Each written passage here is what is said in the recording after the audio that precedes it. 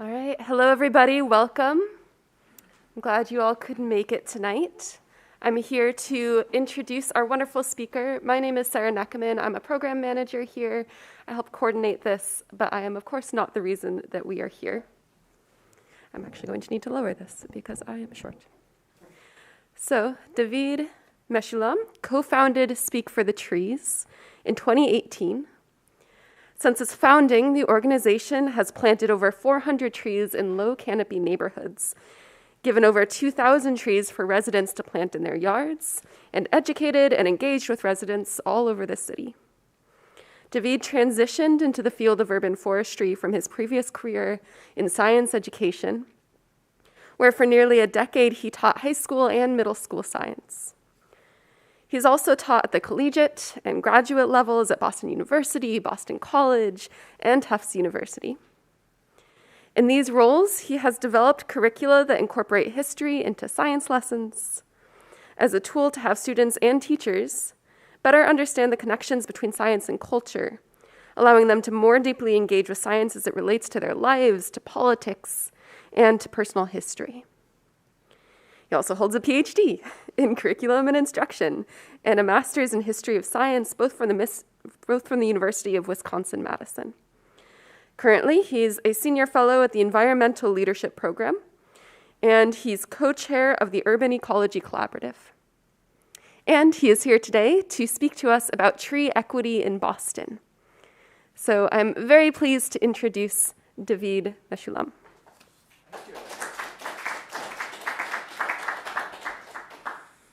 And I think I'm going to take off my mask, have my phone off, and I will turn on this piece of equipment. There we go. Can you hear me okay? Yeah. And for those of you on YouTube, hello. Is it streaming? We live? All right. Thank you. Thank you for that kind introduction. It's been a pretty amazing journey to see this idea that germinated about 5 years ago become something that I think a lot of people are increasingly recognizing is important. So thank you for that introduction, Sarah. My name is, in fact, David Meshoulam, and I just wanted to begin today, as I often do at meetings, with a brief land acknowledgement, because part of our work is around equity in its many forms, equity and justice. So in this land acknowledgement, I'd like to acknowledge the indigenous people here of what is now we call Boston, Massachusetts, and how they have long celebrated the power and importance of trees and stewarded this land in part through trees for hundreds of generations. We have much to learn from the deep knowledge still held within these communities. We also extend our gratitude for the opportunity to work and meet on this sacred land, and we extend our respect to citizens of these various nations, the Massachusetts, the Wampanoag, and the Nipmuc people, and their ancestors who have lived here for over 500 generations, and to all indigenous people. We also affirm that this acknowledgement is insufficient.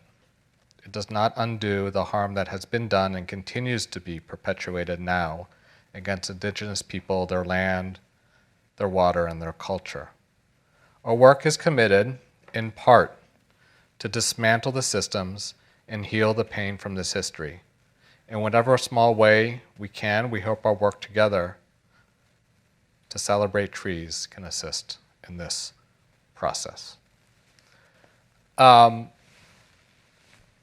So I want you to, before I dive in and talk a little bit about the work that we do at Speak for the Trees, I want you to just think about a tree in your life that has valence for you, that has import or a memory that you hold.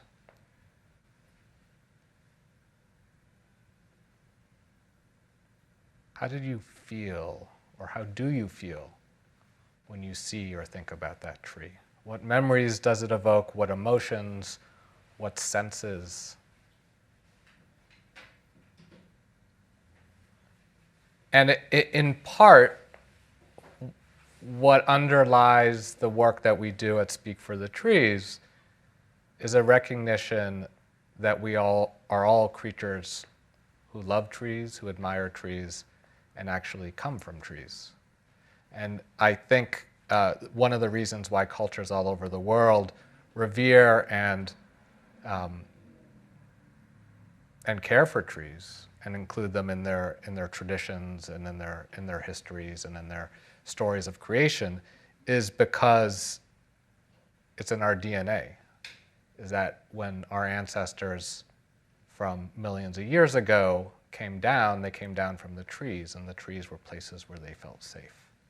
Were places where they built community, where they raised their young, where they ran away from predators.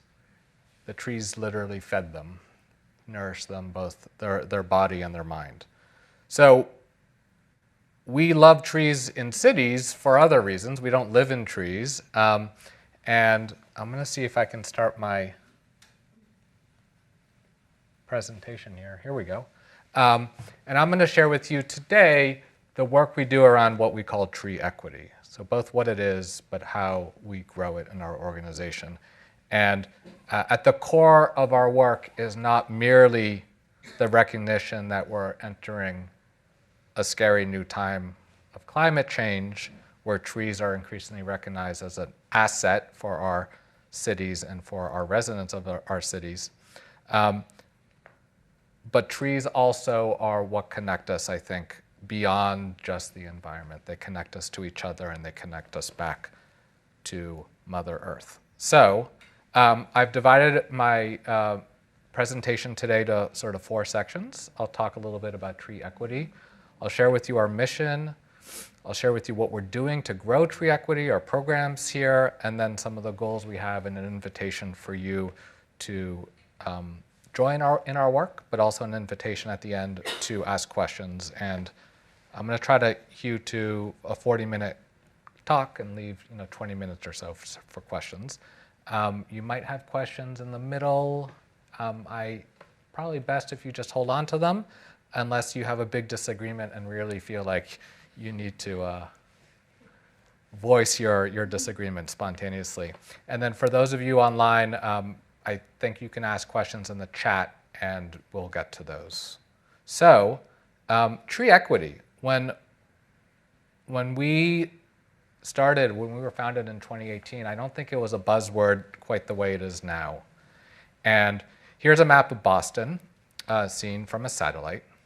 And we are in the Arboretum. And then there's this thing that sort of comes into Boston here. I'm going to trace it with my mouse. Can you see that little green boundary I'm tracing out? Anyone know what that is? What's that? It's the necklace. No. No, the Arboretum's here, I think. This is the park. That's no, that's Brookline. That's a political boundary, right? I mean, here's Allston, Brighton, and right. I mean, you can see the history of this city from the sky. That's a political boundary.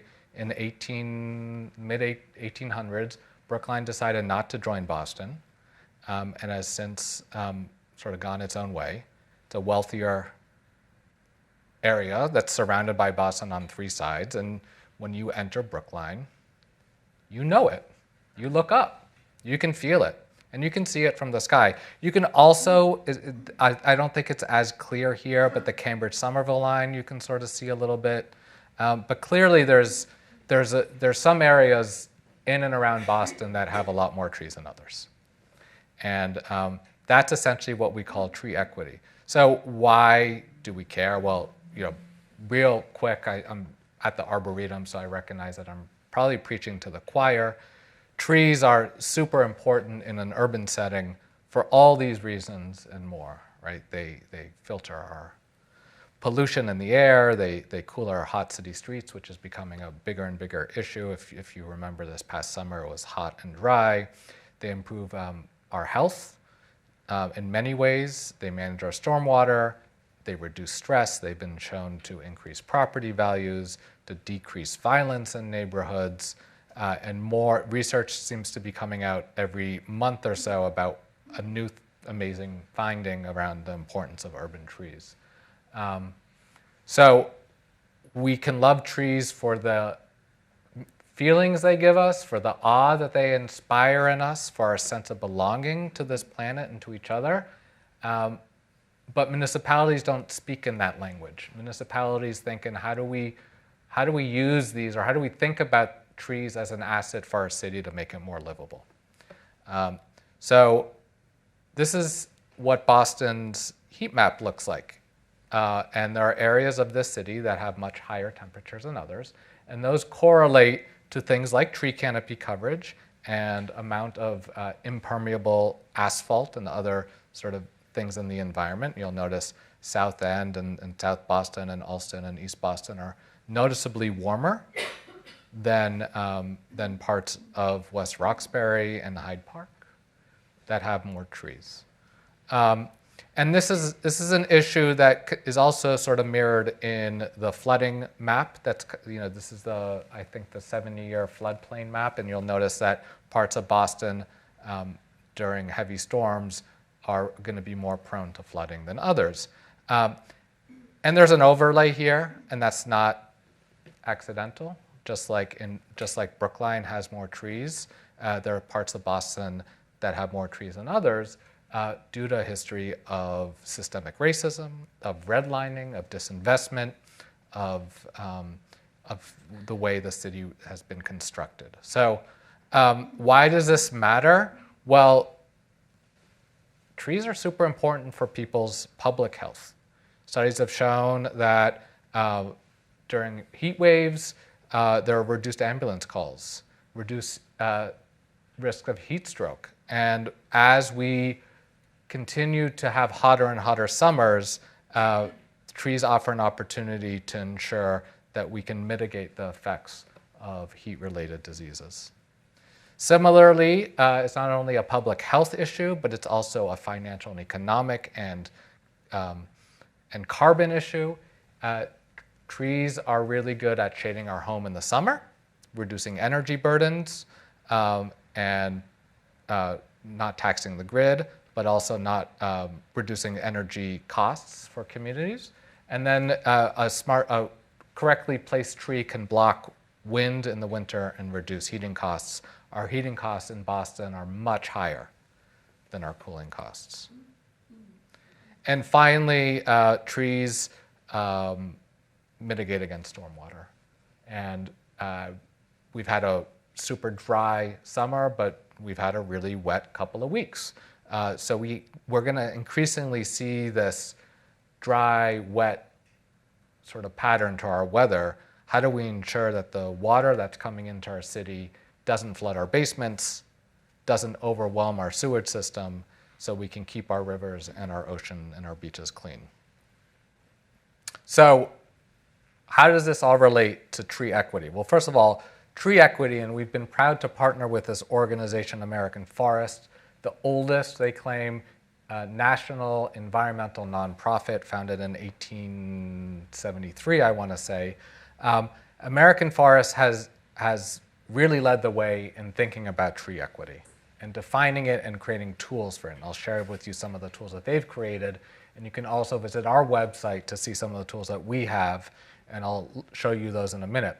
But tree equity is defined as having enough trees in an area so that everyone can experience the health, climate, and economic benefits of trees. So what it is the intersection between people, the environment, and trees. And if you go to our website and look at our tree equity page, we have this amazing map created by a graduate student over at BU, Raquel Jimenez. She created it about 3 years ago. That has those 3 chapters: the tree canopy in Boston, and the dark areas have more trees than others. The environment in Boston, according to where it's hot and where we have more air pollution, what's called PM 2.5.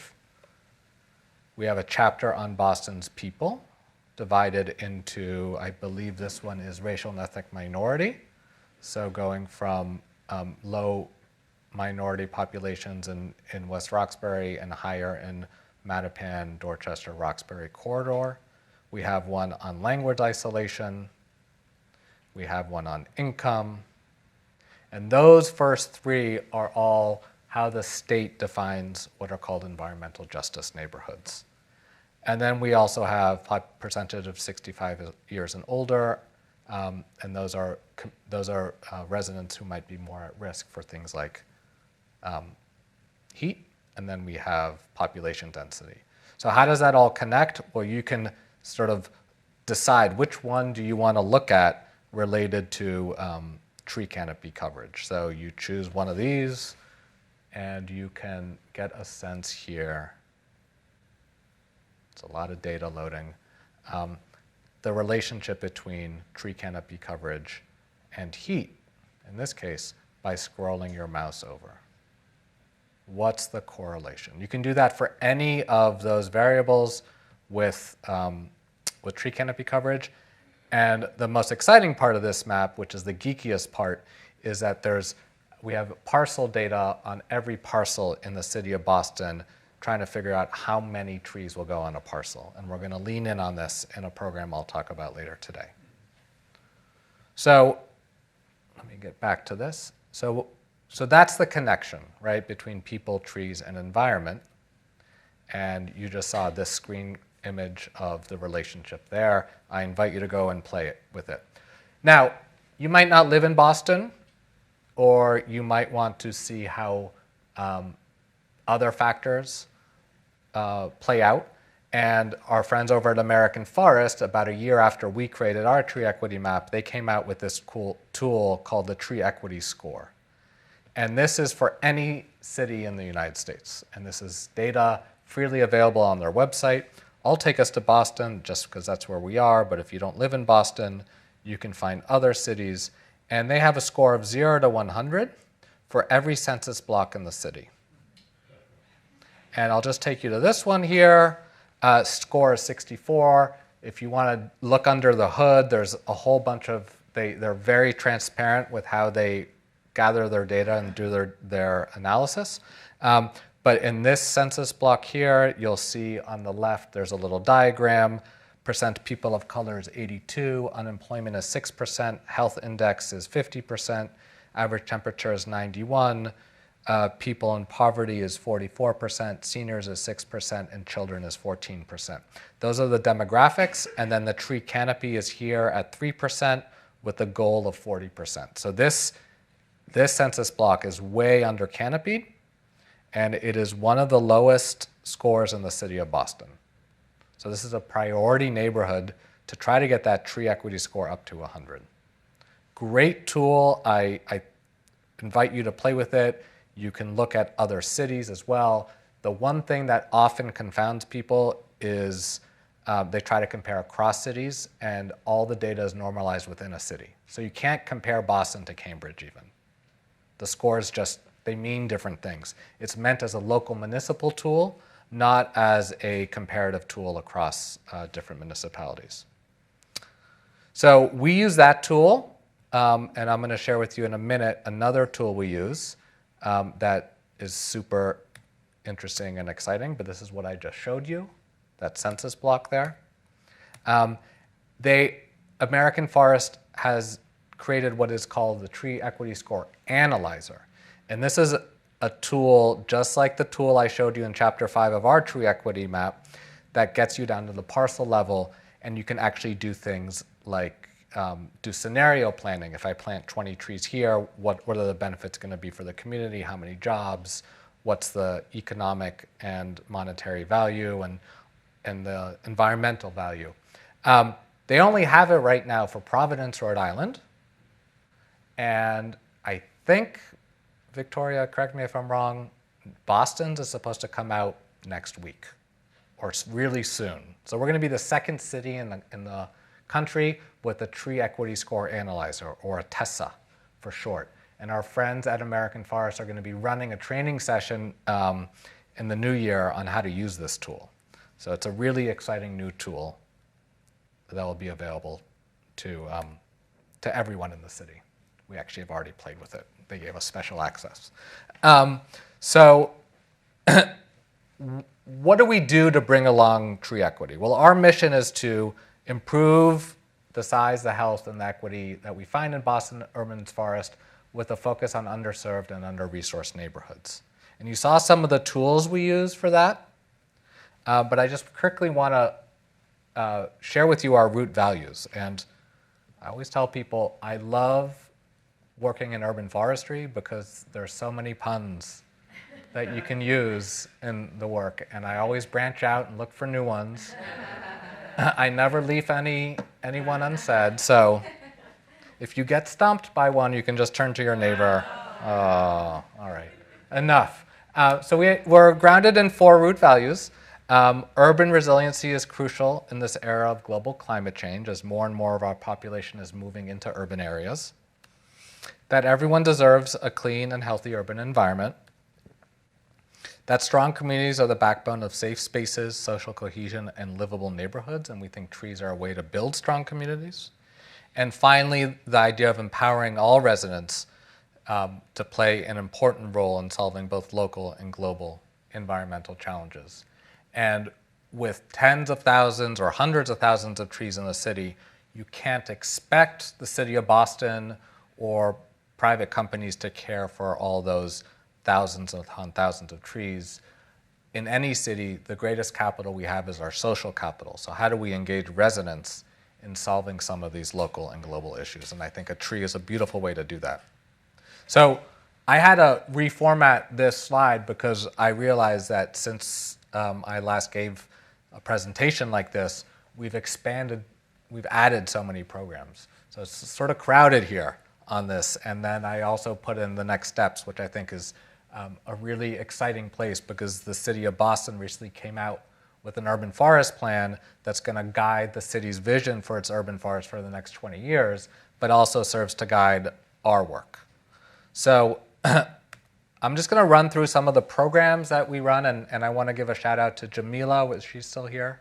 There she is. She was a team leader this past summer in our Teen Urban Tree Corps program. It's our 4th year of running the program.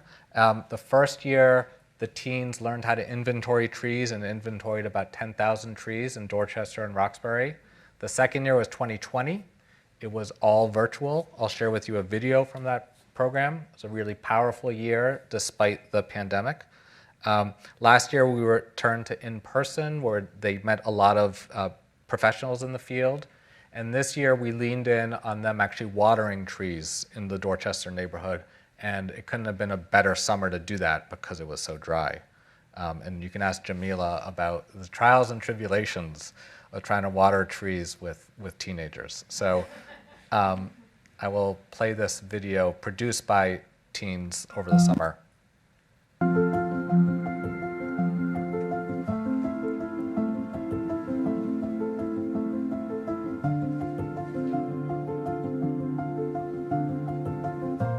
Rosendale is a diverse community committed to the feeling of a small, tight-knit neighborhood.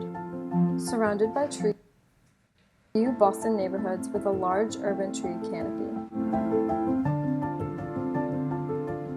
But these trees may be overlooked without having the recognition they deserve. In the following clips, you will be able to see how trees have transformed Rosendale over the last century.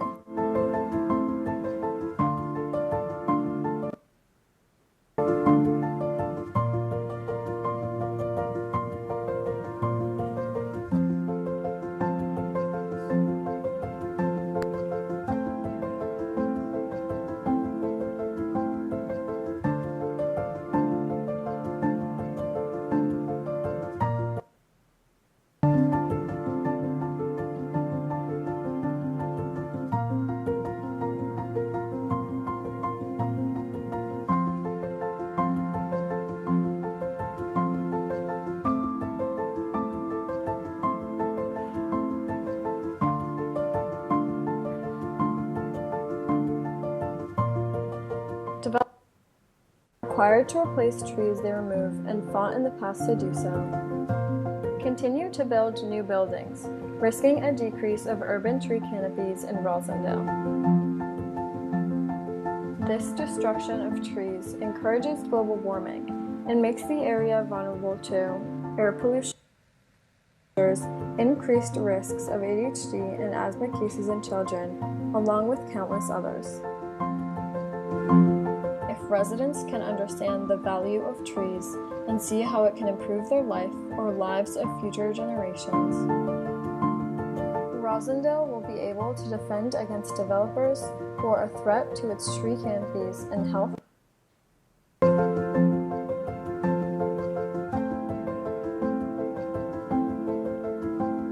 The problem facing Rosendale presently and in the future is, should we sacrifice our trees to build more?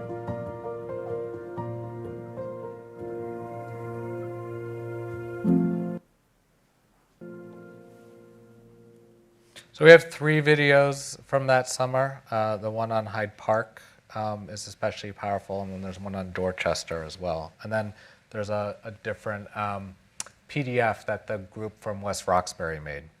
Let's see if I can skip that. All right. So that's one of our programs, and we're certainly learning a lot about what teens like to do, and they really want to plant trees, but we don't plant trees in the summer, so we're trying to figure out other ways to hopefully give them that opportunity. We also do free tree giveaways. We run about 2 a season, so 2 in the spring and 2 in the fall, where we give trees to residents to plant in their yards. We teach them. You'll see here. Here's one of our teens teaching some residents how to plant trees. And over the past 5 years, we've given away about 2,000 trees that way. We also do tree plantings. A couple of weeks ago, we were at Harambe Park in Dorchester. We planted 44 trees with support from PowerCore Boston, which is the new green green job training program, and also employees of Salesforce. So we planted 44 trees there. We plant in neighborhoods and areas that most need trees. And it was a beautiful day and a beautiful event. We've planted over 370 trees since 2018. And then we also are piloting some education work. We've had the good fortune of having a fellow this semester from College of Social Innovation. She's an undergrad at University of Vermont, but she's spending the semester with us, and she created some really fun programming around engaging families and youth and understanding the importance of trees and tree equity. One of the programs that has taken a long time to develop and starting to bear fruit is our story sharing program. We have a website now, or on our website, we have a whole page devoted to stories, and we invite people to share their own stories. We're also collecting stories in Mattapan, in Dorchester, and in East Boston, and we're having residents then share their stories on tree walks. This is one of my favorite stories we've collected from Robin, and I'll just let this one roll too. I was working in Cambridge in 1991. Coming through, Cambridge Side Galleria was just opening. It was a brand new mall. And near the entrance exit, there was this nice table, and they had these little things there. And of course, if it was free, I want one. She gave me 2. So what is it? Right. It was this big. It's like, sure, it's right. Came home with it, sat on the table. My daughter looks at me and says, Where are you bringing dirt home for, Mommy? I said, no, these are trees. She was like, yeah, right, it's trees. It's only this big. Came outside, slapped a hole in the ground, slapped it in, poured water, and left it. One was here, and one was over there. That was 1991. This is what we have now. A little bit bigger than this, don't you think? It's a wonderful tree. He's wonderful, wonderful, wonderful. The pine tree, in the seasonal aspect of being a New Englander, he'll always be green. No matter what the season, he's evergreen. He's always green. You can count on this tree. Doesn't take a lot of work. Doesn't make an extreme amount of mess. He doesn't leave any leaves, but he leaves some pollen, nice fine mist. But for the come down this side of my house, and it keeps it a little bit more safe than the other side. I appreciate that. The air is always clear around my house. It's never, you know when you don't take the garbage out quick enough? And sometimes there's that little residual, little stink. No, not around my. This tree helps clean the air. It gets the air clean. It's always this side of the house. It's always refreshing. Even in the wintertime, I come and sit out here because it's refreshing. You can depend on him. It's reassuring. When I get close to home, I see my tree. I can see my tree from down the street. He's there. It's all good. It's all good. It's a condo. There's blue jays, there are chipmunks, squirrels, robins, and a host of other friends that are there on a regular basis. We have conversations in that sometimes these birds are nuts. My blue jays are very, very territorial. They don't like other birds coming in their backyard. And I think sometimes the tree has to cool them out. That's where the blue jays like to live. The tree is the landlord. He's not having that. No, you're gonna relax. You're gonna share the yard. You're gonna just be quiet. Because if you know anything about blue jays, they're very vocal. They'll let you know how they feel about it. And it's just cute to watch. But that's the thing about it. It's to know that I'm the hostess for a community here. And they don't ask for much. They just ask for clean water in their bird bath. I don't feed them. They know that when I come out, there's not going to be any harm. And they're always happy because they know that their spot, they've watched trees get cut down, and it has been quite uneasy for them around here. But they know that this one's not going anywhere. He's not going anywhere. He'll be here for a while. As long as I'm here, he'll be here. He was this big. I mean, just such a beautiful story, right? So I invite you to go to our website. There are a couple of other stories there, not all as happy as Robin's story, but they all have their own flavor, and it's a beautiful, beautiful way to share and get to know neighbors and other people in the city. Back to our programs. We do some advocacy work. We work closely with the Friends of Melniakas Boulevard. I don't know if people remember this story. Thank you. From 2018 or so, or 2020, I guess it was, where there was this woman, Yvonne Lallier, who led the charge with a lot of residents in the community to ensure that over 200 trees lining Melniakas Boulevard, which used to be a residential community and then was bulldozed to make room for a highway that never was built, but then Melniakas Boulevard is a legacy of that. So those trees were planted in 1981, and there was an effort to restructure the sidewalk, which would have ended in the destruction of over 200 trees. So they're back to the drawing board on that, and that was a big victory. And they're a great group. So we've done some work with them.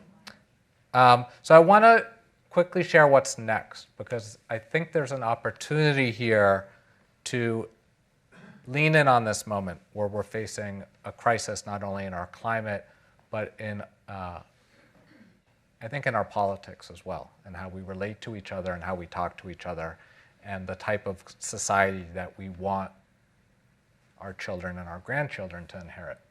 And a lot of it has to do with how we care for each other, and how we care for each other can be through our trees. So what's next for us is these 4 areas: the urban forest plan, education and care. I want to talk a little bit about species selection and also site selection. So first, like I mentioned, Boston, and the link is there. It's a long link, and I can share it after the talk. Recently released its urban forest plan. It was released in October, actually right here. It was released at the Arboretum with Mayor Wu and some other dignitaries. And this was a 2-year-long process of establishing goals and really taking a critical look at what Boston needed to do to ensure that its urban forest not merely survives, but it thrives. And the 4 goals are equity first, it's great, that proactive care and preservation is critical, that any process needs to be community-led, and that we need to prioritize and value trees. All things I think we can all get behind. And then those goals are met with 7 strategies. I won't go through them, but I think what is most exciting about the urban forest plan is the day it was announced, it was also announced that there were going to be, I think, 12 new positions in the urban forestry department. There are currently about 5. So going from 5 to 17 in a matter of a year is huge. The department is severely understaffed, so they're going to have an urban forest director and more crews and equipment. So it's a really exciting time, and it's really exciting to see the city lean in on this. So there are opportunities in the plan for public-private partnerships, including programs like developing a heritage tree program and others. So we're excited to have an administration that's really excited about this. I should say it started in the Walsh administration, this idea of an urban forest plan. Went through the Janey administration and was released by the Wu administration. I think there's broad support for this kind of work. We are also going to be piloting some education and care programs. Here's a picture of some residents in East Boston who are sharing their stories about trees.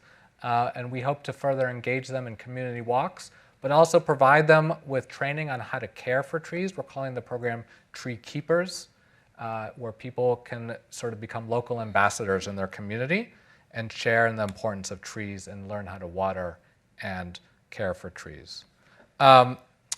We also are thinking ahead. We are facing challenging times with our climate. And as our climate changes in the next couple of decades, we're going to be more and more like DC or South Carolina in some of our heat. Our heat is increasing. Our water precipitation, I think, is increasing. And our sea levels are rising. So how do we meet those? Well, we've been working a little bit with the U.S. Forest Service and with the Northern Institute of Applied Climate Science to learn about what trees are going to be most adaptable for a future environment here in Boston. And this is just a partial list of some of those species. So we're going to have to do some what's called forced migration of trees because trees cannot migrate quickly enough in a rapidly changing environment. And then finally, like I mentioned, we're really taking a close look at how we're selecting sites. And we're using 3 tools for that. Boston, in its urban forest plan, has a priority map of neighborhoods, where a priority zone where trees and their work need to be focused in on. This is a wonderful resource for us to really think critically about how we can work at the community level. We have the tree equity score map, which I shared with you. And then we also will be soon having the tree equity score analyzer. So it's 3 different levels of work that we're going to be able to focus in on from the citywide level down to the parcel level. And finally, Boston, a couple of months ago, sent out an RFI in preparation for an RFQ. I didn't know so many acronyms meant so many different things. But the request for information was to get a program going where nonprofits could plant trees on private land. And the RFQ should be coming out soon. The city has money from ARPA, the American Rescue Plan Act, that they're going to put towards this to plant trees on private land. And we're excited to pilot that program. We actually have some money that we've raised. We're calling it either the Neighborhoods Program or the Community Program. We haven't landed on a name yet. We're open to other suggestions if you have any. And the idea is to get out in the community, do some door knocking, help people select spaces and species, teach them how to properly care for their tree, and then install the tree for them.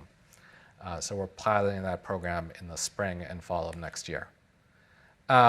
So this is our goals. This is what we want to do to get to tree equity, getting there. We want to, of course, increase tree canopy coverage equitably. We want to build capacity with local groups and organizations. We have a group that meets monthly called the Boston Urban Forest Friends. We meet monthly via Zoom on Fridays at 11. I invite people to join that. We want to partner and support municipal officials to improve and expand their work. Of course, we want to engage residents in caring for trees through education, watering, and stewardship. And finally, we want to update city ordinances and also state ordinances, I should mention, because Massachusetts has one of the oldest public shade tree acts from 1893. I think it was last updated in 1913, that regulates the removal and care of public shade trees or trees on sidewalks. So that's something that we've been pushing for, as well as for other ordinances to protect and preserve trees on private land. So those are some of our goals, and I just want to end with some ways that you can join in our work. And again, I will share this out, but you can sign up for our newsletter. You can follow us on social media. You can get involved in other ways, volunteer, donate, join our board if you're interested, learn more about our programs, connect us to groups, organizations, and people at your neighborhood. And if you know of any places to plant trees, that'd be great too. All in an effort to reimagine Boston.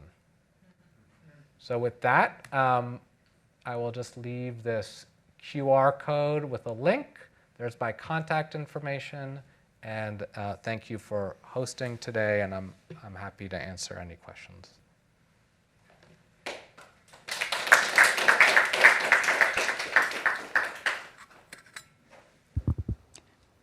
Hi.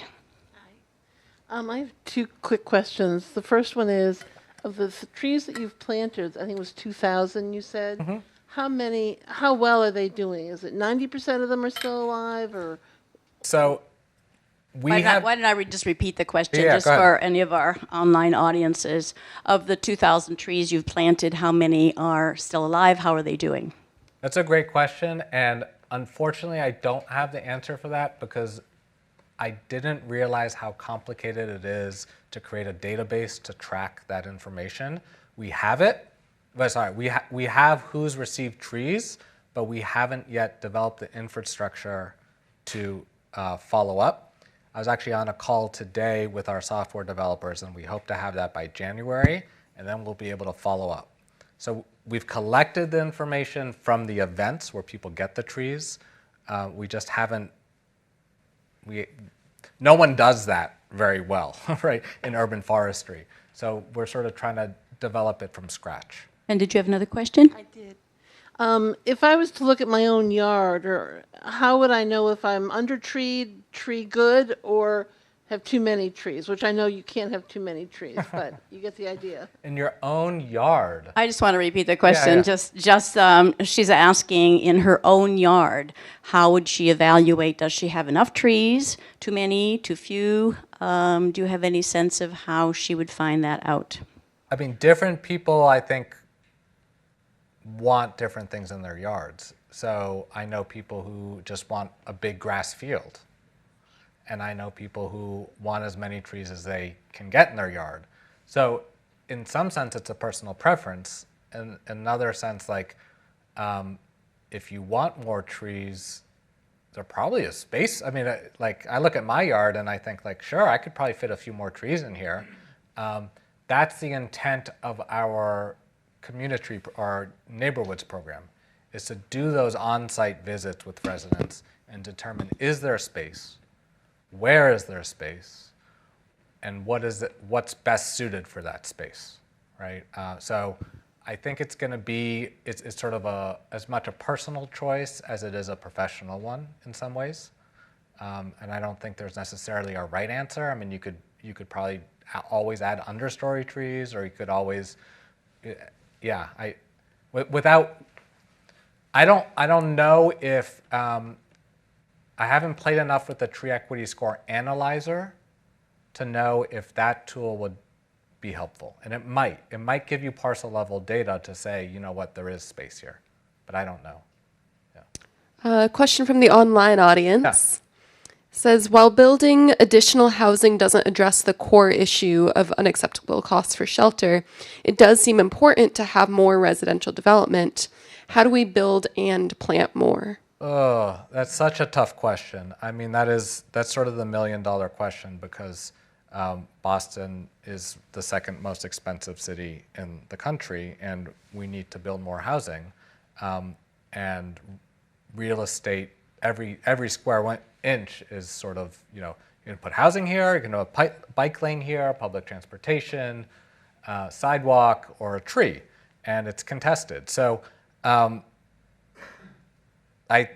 mean, there's a couple of ways to think about it. I think we have to build up and not out. So we have to really be mindful that we need to leave as much green infrastructure available on the ground as we can.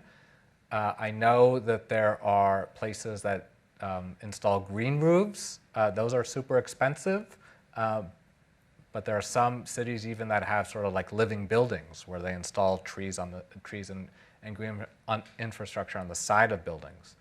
But I think we just have to be very, very intentional when we think about development that trees are important, because my understanding is that they're always an afterthought. It's always, what are we going to build here that's going to get us the most money or going to be the most affordable? And then afterwards we say, oh wait, there are 10 trees we're going to have to remove for this project. Where instead of, if we had first looked at the trees and looked at the site and thought creatively, there might have been ways to mitigate against the removal of some trees. I don't know who's calling on people, so I'm sort of at the mercy here of the roaming microphone. We've got someone here. I have an interest in street trees. Yeah. Historically, I think the way the city has dealt with street trees is that they've outsourced the planting Yep. and the so-called maintenance Yep. of the trees, with an assumed mortality rate, I think, of about 50%. To your knowledge, will that change under the new administration? Presumably, with the additional staff, the city can take on more responsibility towards its own street trees. Could you possibly repeat your question? So, the city historically has outsourced Yep. the planting of street trees. The firms that have been involved with that are responsible for both the planting and for the maintenance.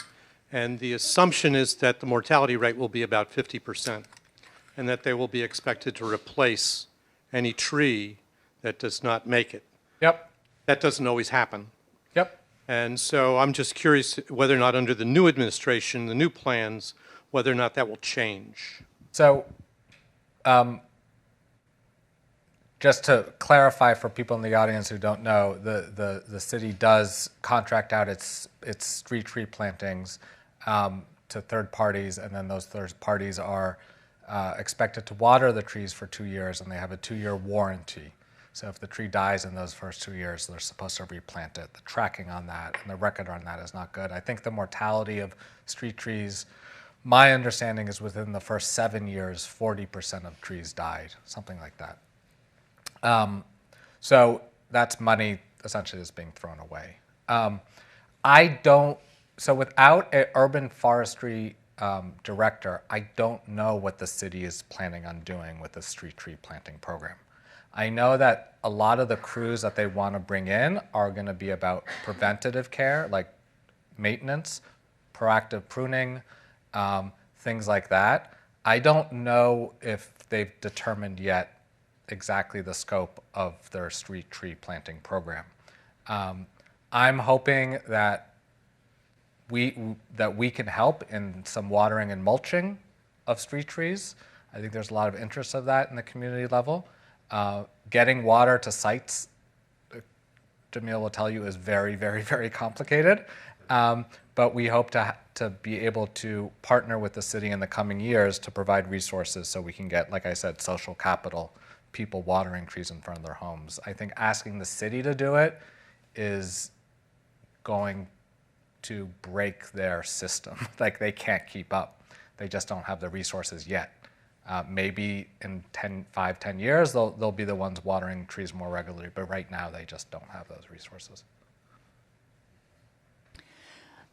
When you give away trees or plant trees, do you make it a point to plant native trees?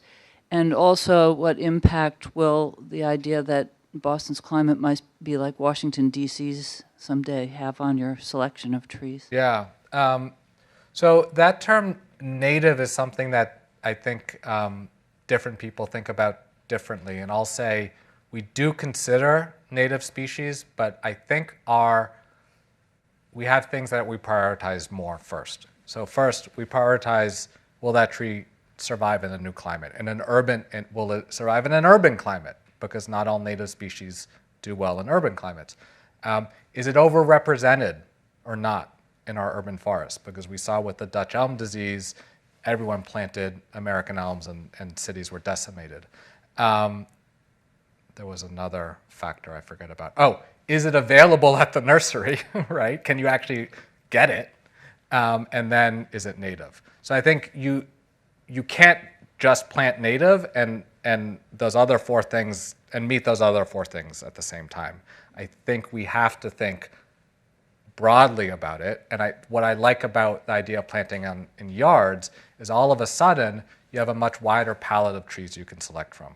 You're not worried as much about gas leaks, about salt on the road, about dog urine, about compact soil, about overhead wires, right? All these things that sort of limit what the city can plant. And all of a sudden, you can plant, my favorite, the eastern redbud, okay, that is a lousy street tree because of its form. So I think it's complicated. It's not a binary thing. I think, especially with climate change, we really have to think what can support local habitat. It might not be native at the end. I know ginkgos are very, very popular to plant because they've survived everything. I mean, they've survived literally brimstone and fire. They survived Hiroshima. There's a survivor tree from Hiroshima that's a ginkgo. So those trees are great, but they don't provide zero sort of benefit to the local biodiversity. Question from online. First, to say thank you for the presentation. And could you talk about tree equity efforts in neighboring urban communities like Cambridge, Somerville, Watertown, Revere, Everett, and Malden? Yeah. So as far as I know, Cambridge has Green Cambridge, which does urban forestry, and they have a very strong urban forestry program at the city with a lot more staff even than Boston. And Cambridge is just a wealthier city overall than Boston is. So let me back up for a minute. The Chapter 87 of the Massachusetts state law requires that every city over, I believe it is 20,000 residents, must have what's called a tree warden. And the warden is in charge of the planting program for that city. So there are structures in place across the Commonwealth that sort of require tree care and tree maintenance. Some cities have nonprofits or community groups that are more supportive of the tree warden, and some don't. So I know Quincy just established one a couple of years ago. Medford has one that's going pretty well. I'm trying to think of the other ones. It really comes down to the engagement at the community level. Who's out there knocking on doors, talking to people, raising awareness? As far as I know, I believe we are the only staff-run nonprofit for urban forestry in the greater Boston area, but there are a lot of volunteer groups out there who are doing similar work.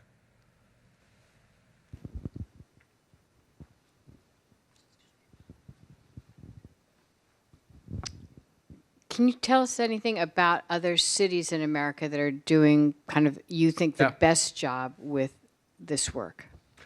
There are so many. So we are proud to be involved with, like I said, Arbor Day and American Forests, and we've learned a lot from nonprofits across the country. We're part of an alliance called Alliance for Community Trees, which is a network of nonprofits that focus on urban forestry. The one that everyone always loves is in DC. It's called Casey Trees. It was a $60 million gift by Mrs. Casey, I think back in the 80s, and they do amazing work. LA has a great one called Tree People that's about 40 years old. Atlanta's is amazing, Atlanta Trees. Different models in different cities. The one in St. Louis is more regional than it is specific on the city. I love Atlanta. Pittsburgh, Tree Pittsburgh is doing really interesting work. I'm trying to think who else I really admire. Yeah, those would be my top. It's like Tree Pittsburgh, Tree Atlanta, DC, Friends of Urban Forests in San Francisco. So some great work going on out there.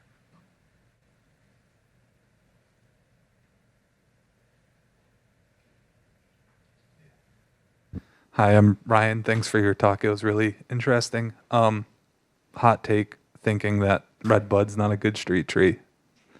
I disagree. I work for the Green and Gateway Cities program, Oh, and nice. we do a lot of outreach and things like that. I'm wondering, because you're coming at it from like not a nonprofit, but a NGO aspect with private tree planting. So I'm wondering if you feel like you have anything in your quiver or any kind of novel strategies for talking to homeowners or getting people to plant trees on private property. So we're actually looking for Green in the Gateway Cities for answers for that. So we've engaged with Matt Cahill, who used to run that program, and Julie Coop over at DCR. For those of you who don't know, Green in the Gateway Cities is a program run by the Massachusetts Department of Conservation and Recreation. It works in 18, 20 communities. I can't remember the number off the top of my head.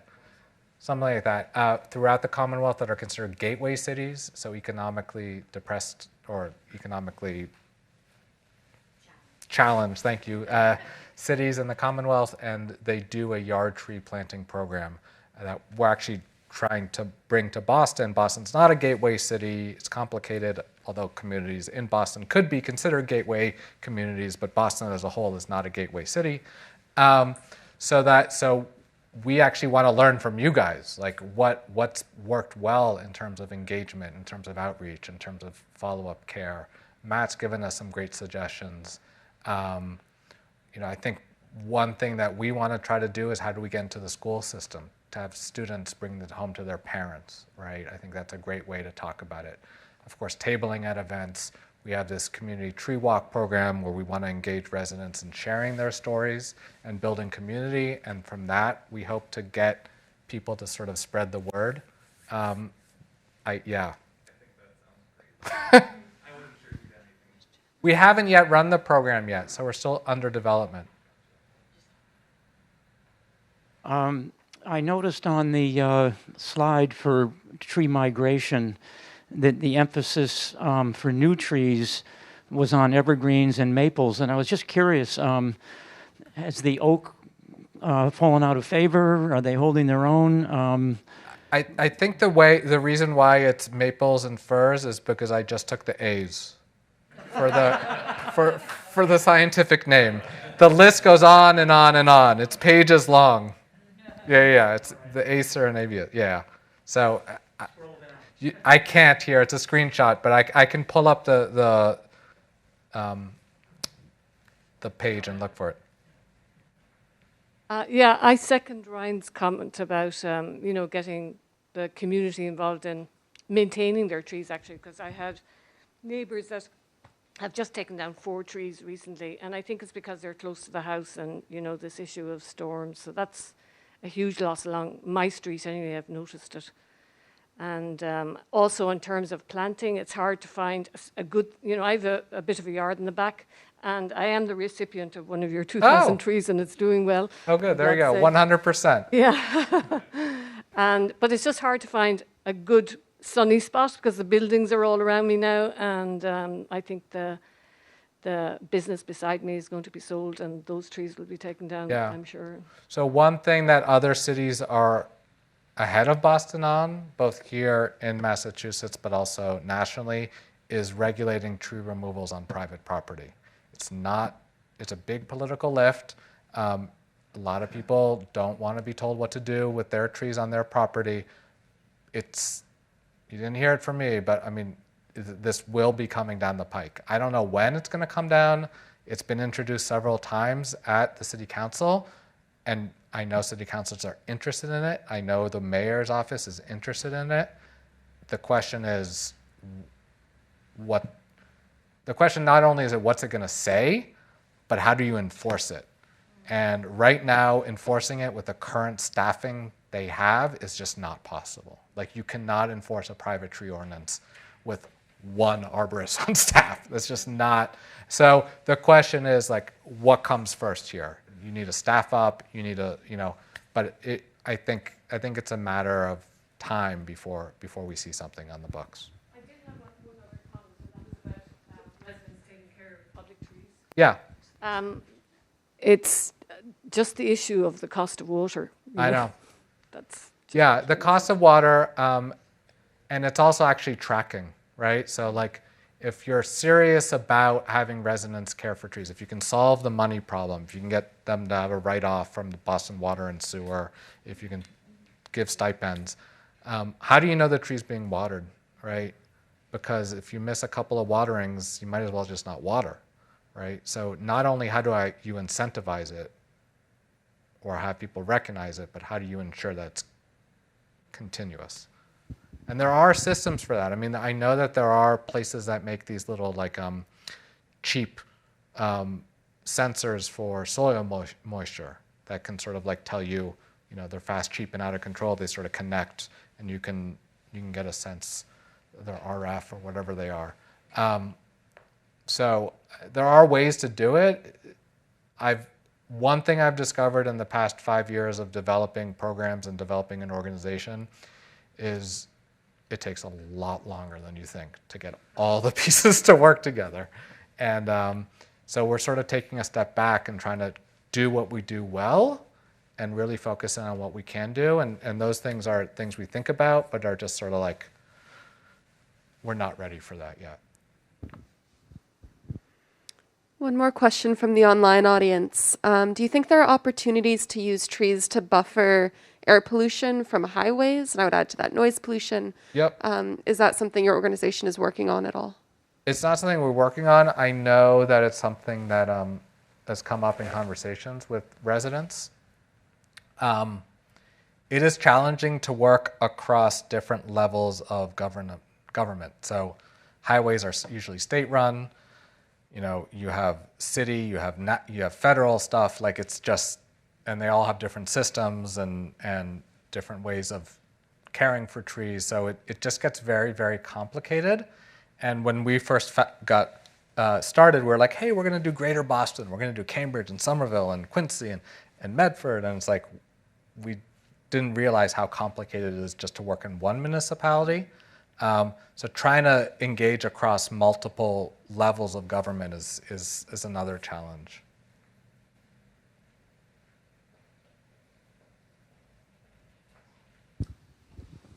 I'd like to get back to street trees for a moment. Yeah. As a city dweller and a dog walker, Yep. I'm struck daily at how much abuse street trees get. Sure. And I was looking into possible solutions to it. And this is an idea that I'm eager to get your response to. It turns out that coffee grounds provide great nutrients for trees, and in this city, it seems to be an endless resource.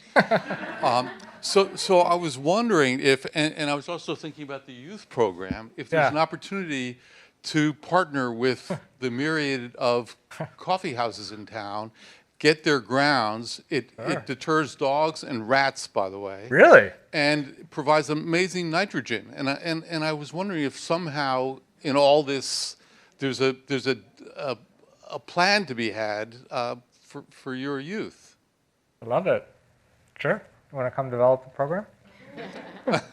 I love the idea. Me collecting the ground. Yeah, right. Starbucks has No. I'm with you. I thought you'd be ahead of me on this one. No, I have not thought about that. We've thought about, like, how do we get big bags of mulch to an event? Because we thought, we get a truck there, and it's like, where do you park the truck? Where do you put the mulch down? So we just resorted to, like, buying bag mulch. So yeah, it's not great, but it's what we do. But thinking, yeah, maybe there's a way to incorporate coffee. Sure.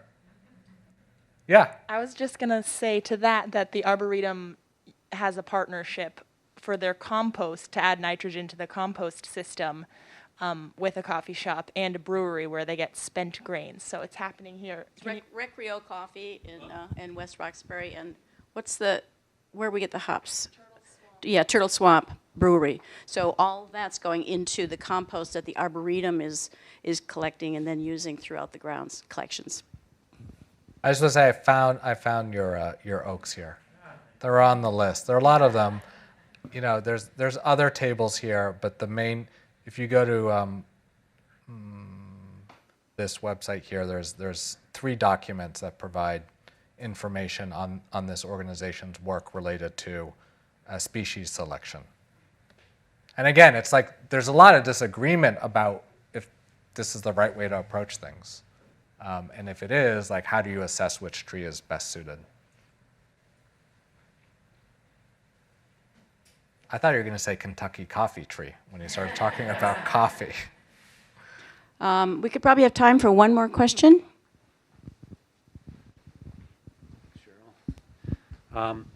So I live just a few blocks away from here, and a friend of mine who runs the Wakefield estate in Milton gets a lot of trees in that he gives away to people in the area. And so we said, you know, our street needs more trees, and we developed a program, put it on our listserv, and said, we will come by, give you a free tree, decide where it's best in concert with you, and we'll plant it for you. There you go. And the problem was we got very few takers, even though we have lots of front yards, we have lots of backyards in our neighborhood. And I was really surprised at the low uptake. So we planted, he had enough trees, we probably could have planted 50. Right. We planted 5. So we're disappointed. We'll continue to try, but I just want to share with you the idea that I think that there are neighborhoods that want to do this, and you can plug into that energy and that social capital, but there's a lot of education that it's going to require to get people to say, yeah, I want one in my yard. How long ago did you do this?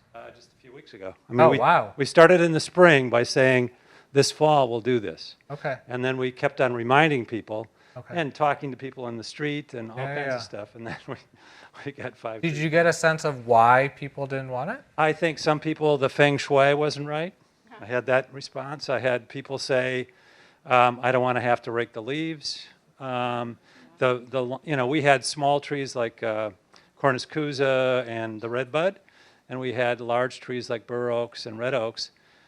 So we could have, if we had a line issue, we could have planted a small tree. That's what we do, yeah. So, I'm not really sure what we'll do to improve the take rate. When a homeowner thinks of a tree, they think of a couple of things. They think about raking. They think about, sewer, the water line that they might have to, or the sewage line they might have to replace.